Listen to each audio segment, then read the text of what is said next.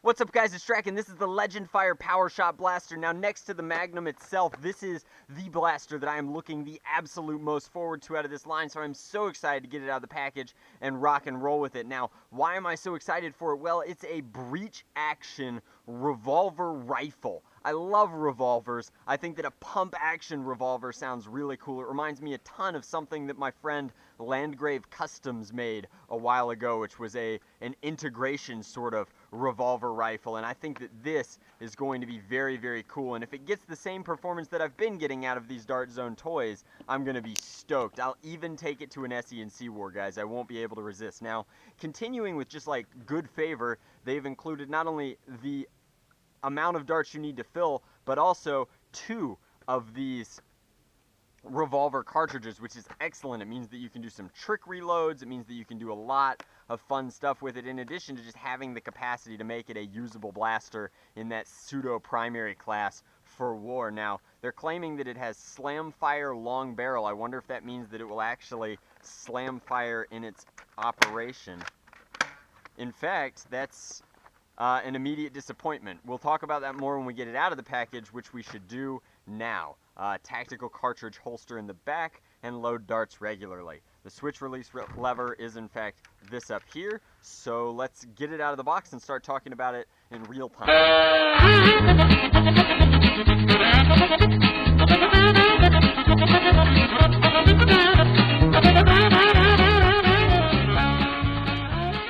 Alrighty, guys, so here is the Legendfire. Let's go ahead and load this up. Now you can see once again they've still got this weird dart flap in it. Would somebody from this company tell me what this flap is for, please? So tucking this into place, difficult because you have to align it within the flap while seating it. You have this action here, which seems to lock in down there, as well as various places up here, and this will lock into here. So that'll give us a full lock there. I wish this had a stock, because I think that that would really make it or break it, but this is what I was trying to explain earlier, is that if you look at this trigger doesn't do anything. It does not move, it does not actuate, it could not exist. Now the handle is otherwise very comfortable, it's the right length, it even has some cool finger grooves, but this trigger does nothing. Now I've blasted Boomco for this before, pun intended, and that's the blasters that don't have functional triggers tend to perform well, or tend to perform poorly both in actual battles and on the market. So I anticipate that if the Legendfire doesn't sell well,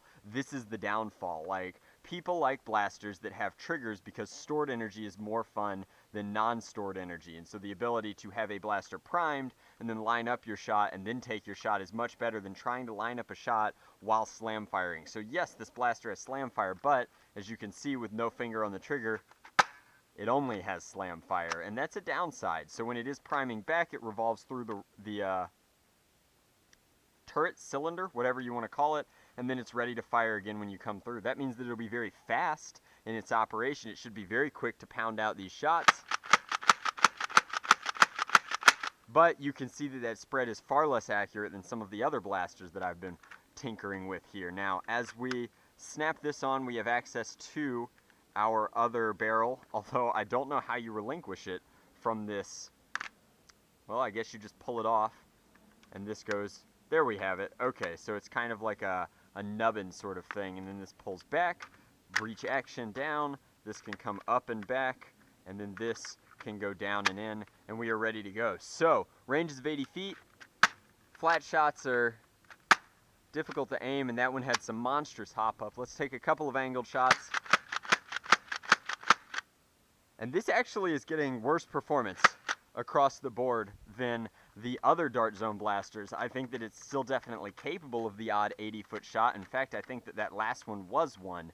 But on average, this is performing much worse. Now, perhaps that's because there is definitely some dissonance between aiming when you're only able to slam fire, but also it just doesn't seem to be up to snuff. I'm still going to play with it. I still like the overall design of it a great deal. I think that it's a very cool looking blaster, and it should be a ton of fun to play with. I just don't think that there was any reason to not give it a functional trigger. Now, it does cost about $20 United States dollars? Nope, it is 15 United States dollars. So perhaps if it was 20, it would have that functional trigger. But at 15 United States dollars and being in that pseudo primary slot, it's right there with the Havoc, and I think that this is a much cooler blaster, but it costs $5 extra.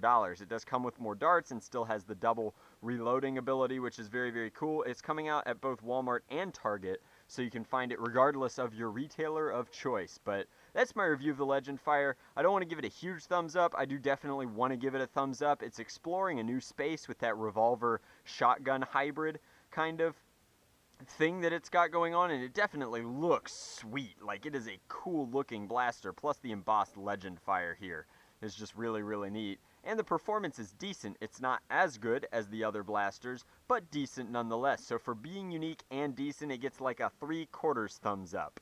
Thanks for watching, guys. I hope you enjoyed this review of the Legendfire. If you'd like to pick one up, I'll try and find a link in the description box to feed you. But that covers it. Much love. Nerf on. Drac out.